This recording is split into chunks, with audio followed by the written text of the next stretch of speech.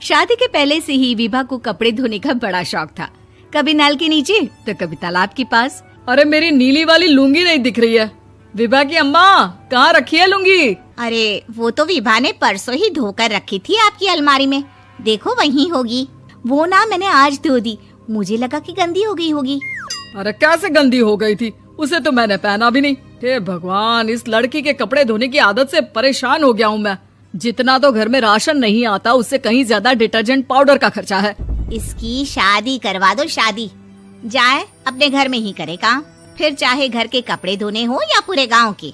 हाँ ठीक बोल रही हो, देखता हूँ मैं कोई लड़का। वो दिन भी आ जाता है जब विभा को देखने लड़के वाले आ जाते हैं। लड़की मुझे अच्छी लगी।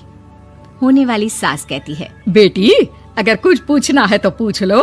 वैसे तो हमारी लड़की बहुत ही शर्मीली है, जो बोल दो वो मान लेती है, इसे क्या पूछना होगा। अरे कैसी बात कर रही हो माँ, मुझे इन लोगों के घर रहना है, सवाल तो कई है। हाँ हाँ बेटा, पूछ लो ना, क्या पूछना है। आप लोगों के घर कपड़े कौन धोता है? सास का मुंह बन जाता है। देखो, अगर तुम ये कहना चाहती हो कि तुम्हें कपड़े धोने नहीं आते तो सुन लो, कपड़े मैं ही धोती हूँ, लेकिन तुम्हारे आ जाने के बाद मैं रुमाल तक नहीं धोऊंगी। अरे चुप रहना भाग्यवान, बहू बेचारी घर आई नहीं, उसे डराना शुरू कर दिया। वो क्या है ना बिटिया, अभी तक तो ये कल्लू की माँ ही धोती थी, लेकिन अब तुम्हारे पापा तो दहेज में वॉशिंग मशीन देंगे ही। तभी विभा की माँ बोल पड़ती है, सवाल भी पूछा तो क्या। वैसे भाई साहब, मशीन की तो फिर भी कपड़े धोने की कैपेसिटी होती है, मतलब जो बिटिया दे रहे हैं ना विभा, इसे कपड़े धोने का बहुत शौक है। ये आप लोगों के क्या, आस पड़ोस गांव मोहल्ले सबके कपड़े धो दे और उफ तक ना करे।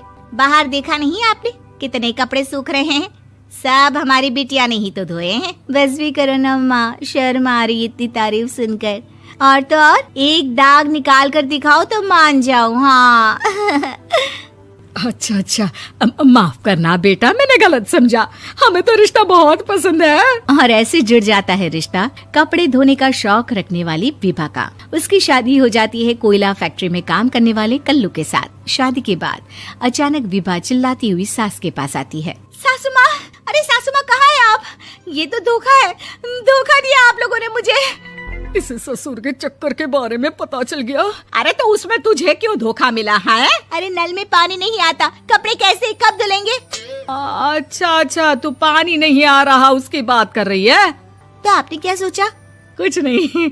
अच्छा, तेरी माँ ने कहा था कि कपड़े धोने का शौक है तुझे, याद आया मुझे।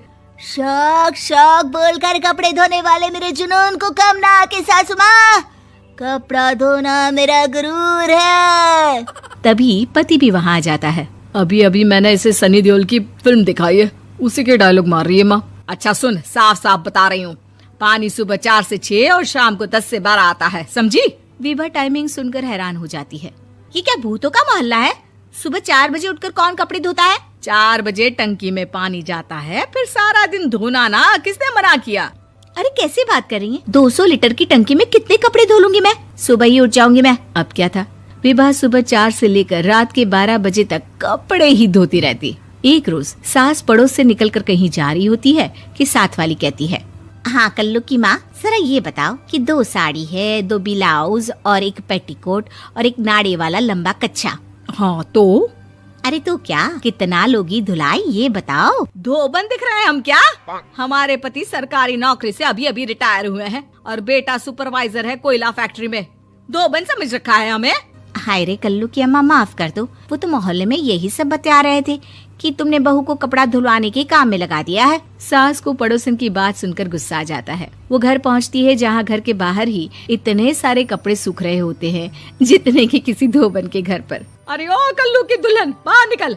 माँ जी यहीं आ जाओ, बाथरूम में चादर धो रहे हैं हम। अरे अभी हम धोते हैं, तुमको बाहर निकलो। ये आस पड़ोस वाले बोल रहे हैं कि हम बहू से कपड़े धुलवा कर उसे कपड़ा धोने वाली बना दिए हैं।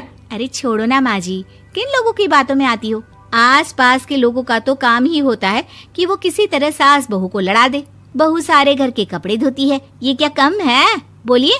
सास को भी लग जाता है कि वो बहू का ये सनकीपन नहीं छुड़वा सकती, इससे अच्छा है कि खुद ही चुप हो जाए।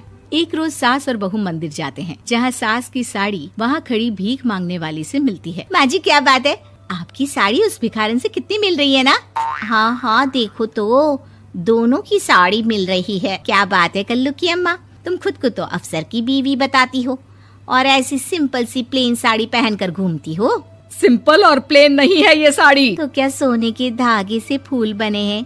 कुछ भी सासू माँ, कुछ भी। हाँ बने थे इस साड़ी में सोने के धागे से फूल। मेरे पति लेकर आए थे मद्रास से स्पेशली मेरे लिए 10,000 की। ताहे भाई साहब इस भिखारन के लिए भी सेम टू सेम साड़ी लेकर आए होंगे 10,000 की।